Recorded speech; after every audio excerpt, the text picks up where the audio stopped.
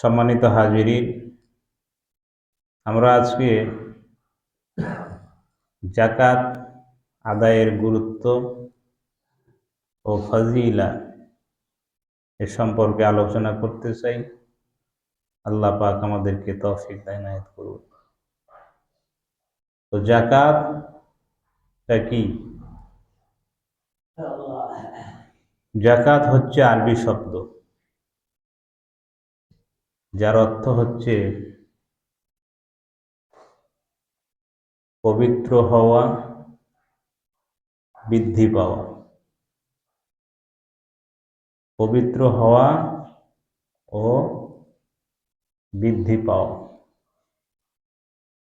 তো কি পবিত্র হবে আর কি বৃদ্ধি পাবে, মানে বেড়ে যাবে?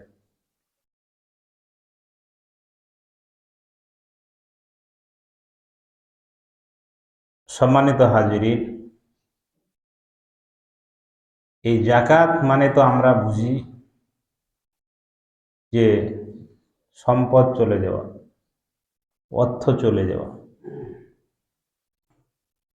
আর যাকাত শব্দের অর্থ হচ্ছে যে বৃদ্ধি পাওয়া, পবিত্র হওয়া। তাহলে কথা কোনটা ঠিক? আমারটা ঠিক না আল্লাহরটা ঠিক? আল্লাহর কথাই ঠিক। যাকাত হচ্ছে অর্থনৈতিক একটি ইবাদত। একদিকে অর্থনৈতিক ইবাদত, আরেক দিকে হচ্ছে শারীরিক ইবাদত। তো অর্থনৈতিক ইবাদত আমরা পরে আসছি। শারীরিক ইবাদতটা কি? শারীরিক ইবাদত হচ্ছে আপনি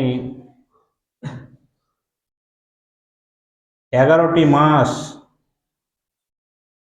ভালো ভালো খাবারগুলো খাবেন, মাংস খাবেন, পোলাও খাবেন, আপেল কর্মা খাবেন, জি ভরে খাবেন, গলা পর্যন্ত খাবেন। এ খাওয়ার পর শরীরের মধ্যে যে সমস্ত ফ্যাটগুলো জমে, চর্বিগুলো জমে, এই চর্বিগুলো জমে মানুষের শরীরের জন্য নানাবিধ অসুখ এবং ক্ষতির কারণ হয়ে যায়। আল্লাহ সুবহানাহু ওয়া তাআলা